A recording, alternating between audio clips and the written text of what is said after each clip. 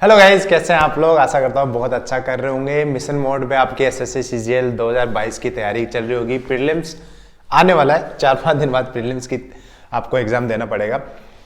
जिसका लास्ट में है उसको सबसे इंपॉर्टेंट चीज देखते रहना है कि कैसे क्या पेपर आ रहा है। एनालिसिस अभी बैन कर रखा है एसएससी ने, फिर भी आपको आइडिया लग जाता है कि कैसा पेपर आ रहा है।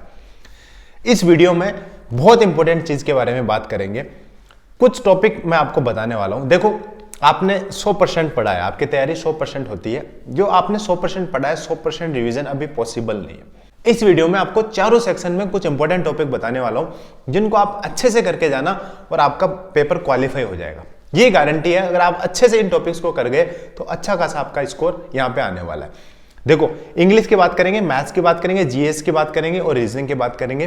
टॉपिक वाइज मैं आपको डिटेल बताने वाला हूँ। नीचे लिख रखे हैं मैंने टॉपिक, कभी कभी नीचे देखूंगा तो इस चीज को आप ऐसे नहीं देखिए टीप टीप के बोल रहा हूँ ये पॉसिबल नहीं है सारे टॉपिक याद रखना एक साथ, तो मैंने लिख रखे हैं। सबसे इंपॉर्टेंट चीज, आपने मॉक लगा रखे होंगे, नहीं लगाए तो 1-2 मॉक लगा के आप देख ले।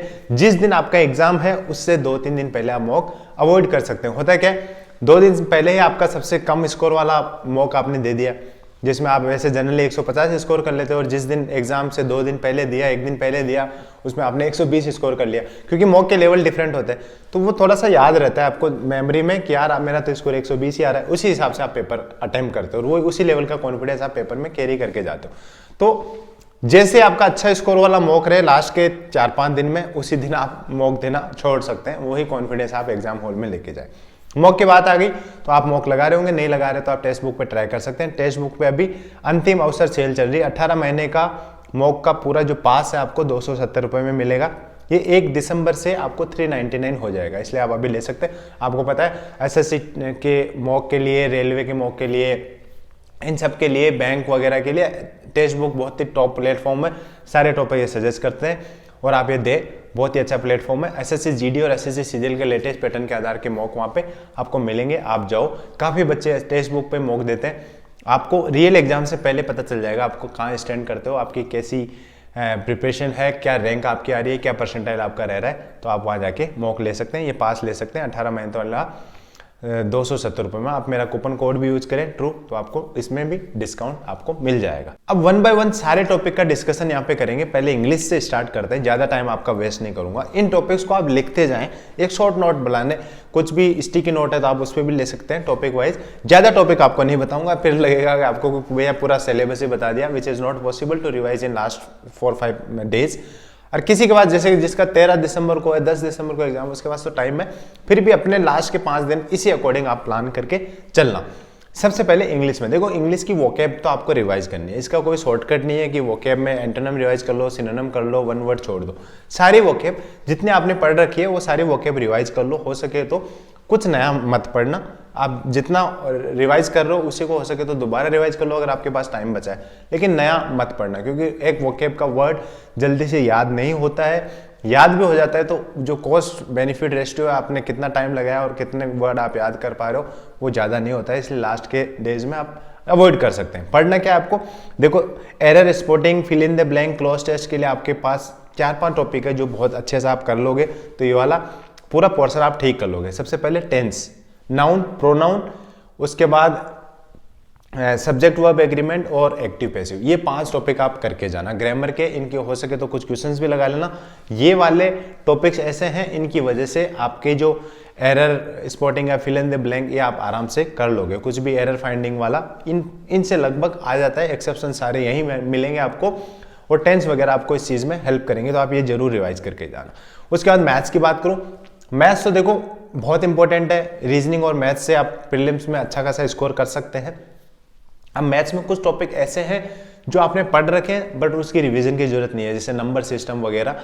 ऐसे टॉपिक्स हैं जो आप मतलब अभी रिवाइज करने का बेनिफिट तभी है जब आपने अच्छी मास्टरी कर रखी है, और आपने मास्टरी कर रखी है तो ऐसे टॉपिक्स है जो आप एग्जाम हॉल में भी करेक्ट कर दोगे, मतलब अभी जिस हिसाब से पेपर आता है।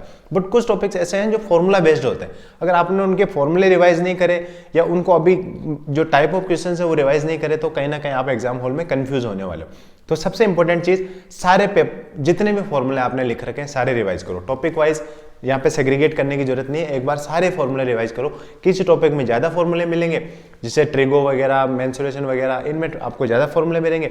वेरिज कुछ टॉपिक्स ऐसे हैं अर्थमेटिक के जिनमें फॉर्मूलेज नहीं है, तो ये वाली चीज आप देखना। फिर भी सारे फॉर्मूले आप एक दो बार रिवाइज कर लो। उसके बाद कुछ शॉर्ट ट्रिक्स आपने बना रखी होगी अपने माइंड मैप के हिसाब से, अपना जुगाड़, देसी जुगाड़ जो भी लगा रखा है आपने, वो सारे शॉर्ट ट्रिक्स आप अच्छे से रिवाइज करना, ठीक है। उसके बाद स्क्वायर, क्यूब, ये वाली चीजें आप रिवाइज करना। उसके बाद कुछ टॉपिक्स ऐसे हैं जिनका रिवीजन इतना इंपॉर्टेंट हो जाता है कि बहुत सारे टॉपिक से लिंक होते हैं। जैसे परसेंटेज की बात करूं मैं, परसेंटेज से डिस्काउंट, प्रॉफिट लॉस, उसके बाद SI, CI, जो कंपाउंड इंटरेस्ट, सिंपल इंटरेस्ट, ये सारे कहीं ना कहीं परसेंटेज से लिंक होते हैं। अगर परसेंटेज के बेसिक से आपको नहीं पता है तो कहीं ना कहीं उन चैप्टर्स में भी आप गलती करने वाले हो। तो सबसे इंपॉर्टेंट चीज, परसेंटेज की एक एक चीज अच्छे से पकड़ के जाओ। परसेंटेज के जितने भी शॉर्टकट्स है, 1/10 10%, 1/20 5%, ये वाली चीजें आप अच्छे से करके जाना। परसेंटेज का कहाँ कहाँ आप वैल्यू पुट कर सकते हो शॉर्टकट, CI में कुछ फॉर्मूले हैं, ये सारी चीजें आप देख के जाना।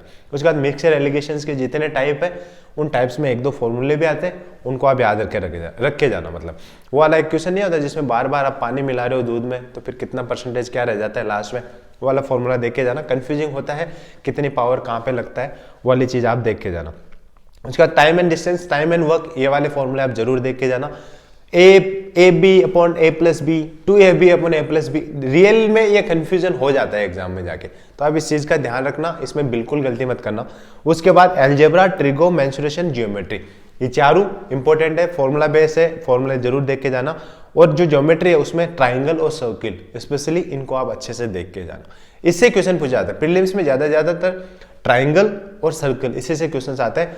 आपके स्पेयर, प्रिज्म वगैरह से आपके कम क्वेश्चंस आने के चांसेस होते हैं, इनफैक्ट आ भी जाते हैं, बट उनको भी देख लेना आपको टाइम मिले तो, बट इनको तो जरूर ये देख के जाना है। जो मैं चीजें बता रहा हूँ आपको, ऐसा नहीं है कि सिर्फ इसी को रिवाइज करके जाना, आपको रिवाइज बाकी चीजें भी करनी है, बट इनको आपको बिल्कुल मिस नहीं करना है। हो सके तो सारा रिविजन एक बार कर रहे हो तो आप इनको 2 बार रिवाइज कर लो, ये वाली इंपॉर्टेंट चीज है। उसके बाद मैंने आपको जैसे बताया DI भी आ रही है, DI में कुछ बार चार्ट, पाई चार्ट, इनमें चार्ट में कंफ्यूजन हो जाता है, मीडियन में कंफ्यूजन हो जाता है, ये वाली चीज आप एक बार देख के चले जाना। उसके बाद शॉर्ट ट्रिक्स आप डेफिनेटली देख के जाए, आपको हेल्प करेगी, आपकी स्पीड बढ़ाती है। तो वो चीजें आपने साल भर में शॉर्ट ट्रिक्स लिख के रखी है, आप उसको रिवाइज करके इंप्लीमेंट करके कभी नहीं देखा तो वो शॉर्ट ट्रिक्स वेस्ट है, कोई मतलब नहीं है उस चीज का, तो आप वो लास्ट में रिवाइज करके जाना। रीजनिंग की बात करो, रीजनिंग में कुछ टॉपिक ऐसे हैं जो आपने मॉक में ही प्रैक्टिस करते करते आपने मास्टरी कर ली होगी। जैसे चित्र के जितने भी क्वेश्चन हैं, डायग्राम्स के क्वेश्चन है, पेपर फोल्डिंग वगैरह के, ये क्वेश्चन अभी क्या रिवीजन है, इसमें कुछ भी नहीं है, आप आराम से इनको वहां पे भी करने वाले हो। क्या चीज आपको रिवाइज करनी है, नंबर सिस्टम, कोडिंग, डिकोडिंग और ब्लड रिलेशन, ये कुछ क्वेश्चंस है, ये कुछ टॉपिक्स है जिनको आपको एक्चुअल में एफर्ट भी पुट करना पड़ता है, और कुछ ट्रिक्स भी आपने बना रखी होगी। जैसे नंबर सिस्टम की बात करूं तो कुछ पैटर्न होता है, स्क्वायर से हो रहा है, स्क्वायर का एक छोड़ के एक का स्क्वायर, क्यूब, एक का क्यूब, एक का स्क्वायर, कई सारी चीजें, वो शॉर्टकट्स होते हैं, 20-30 टाइप होते हैं, ये टाइप आप देख के जाना। आपने लिख रखे हैं तो अच्छी बात है, नहीं लिख रखे हैं तो अब उसका कोई सॉल्यूशन नहीं है, बट लिख रखे हैं तो आप डेफिनेटली उसको रिवाइज करके जाना। अब सबसे इंपॉर्टेंट चीज GS, इसमें आप 20-30 नंबर स्कोर कर लेते हो भी तो आपका मेंस का भी कॉन्फिडेंस बढ़ेगा, प्लस आप क्वालिफाई भी हो जाओगे। ऐसा नहीं है GS पहले हम सिर्फ थोड़ा बहुत ऐसे बूस्ट करने के लिए पढ़ते थे, आजकल GS, अब इस बार 2022 में GS अब सिलेक्शन के लिए पढ़ोगे। GS का बहुत महत्वपूर्ण हो चुका है, इंपॉर्टेंस बहुत ज्यादा हो चुका है, आप मेंस में भी आपको इसको पढ़ना है आपको, बट फिर भी कुछ चीजें हैं जो आप अभी यहाँ पे रिवाइज करके जाओ। पॉलिटी वगैरह के जितने भी शॉर्टकट आपने लिख रखे हैं, जिस चीज को आपने हाईलाइट कर रखा है, लूसेंट वगैरह, मनोहर पांडे, जो भी बुक आप फॉलो कर रहे थे उसको आप देख लो, कर्सरी रीडिंग मार लो, पूरा पढ़ने मत बैठना चैप्टर को, जो जो हाईलाइट कर रखा है आपने, अंडरलाइन कर रखा है उनको देख लो। उसके बाद करंट अफेयर्स, वेरी इंपॉर्टेंट, जितना भी करंट अफेयर्स आपने अब तक पढ़ा है, वो चाहे 2 महीने का पढ़ा है चाहे 8 महीने का, अब उसको रिवाइज कर लो। नया करंट अफेयर अभी नहीं पढ़ना है, ठीक है। करंट अफेयर आपने कोई ऐसा करंट अफेयर पढ़ा है 2-3 महीने पहले, या मतलब 2-3 महीने का 15-20 दिन पहले आपने करंट अफेयर पढ़ा है, तो उसको डेफिनेटली रिवाइज करो। कुछ याद नहीं है, 90% आप भूल चुके हो, तो इन चीजों को याद करके जाना। अब कुछ टॉपिक्स बताता हूं जो बहुत इंपॉर्टेंट हो जाते हैं। नेबरिंग कंट्रीज के प्रेसिडेंट, प्राइम मिनिस्टर, कुछ इंपॉर्टेंट डील हो रखी है, कोई अभी डिफेंस की वो आर्मी की एक्सरसाइज कर रखी है हमने, तो वो जरूर देख के जाए।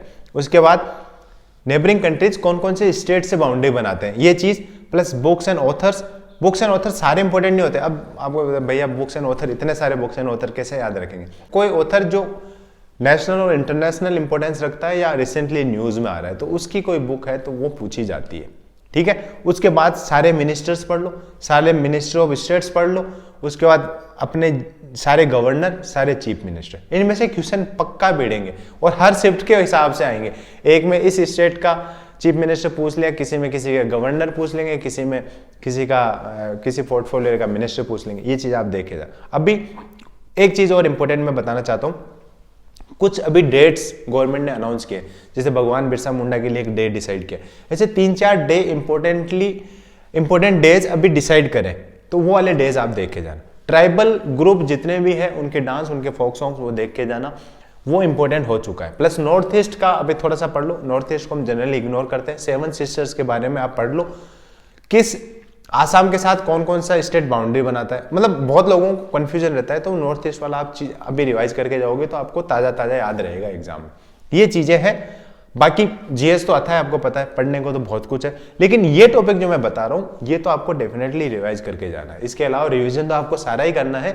लगभग आप 100 चीजें पढ़े हो, 100 रिवाइज कर रहे हो, तो ये जो मैंने बताई इनको आप ट्राई करोगे 2 बार तो रिवाइज करके जाओ, और इनमें से डेफिनेटली क्वेश्चंस मिलने वाले हैं आपको। इतना ही है इस वीडियो में। आशा करता हूँ आप ये चीज़ें पढ़ के जाएंगे और बहुत अच्छे से आप क्वालिफाई करके आएंगे। स्कोर कितना करे हो does not matter, but try to do your best, because यहाँ पर बेस्ट स्कोर आपका मेंस में कॉन्फिडेंस कैरी करके लेके जाएगा। एक तो कि यार मैं तो एकदम किन्नौर पे पास हुआ हूँ, 110 कट ऑफ गई है, 111 नंबर आए, 110 कट ऑफ गई है और मेरे 161 नंबर, 170 नंबर आए, तो वो different level of confidence you will be having. तो उसी अकॉर्डिंग ज़्यादा से ज़्यादा ट्राई करो प्रीलिम्स में भी स्कोर करने के। इतना इस वीडियो में, थोड़ी सी जुकाम लगी हुई है तो वर्ड्स को प्रोनाउंस करने में थोड़ी सी दिक्कत आ रही है, बाकी everything is fine. This is all in this video guys. आशा करता हूँ बहुत अच्छे से पेपर देके आएंगे और क्वालिफाई करेंगे।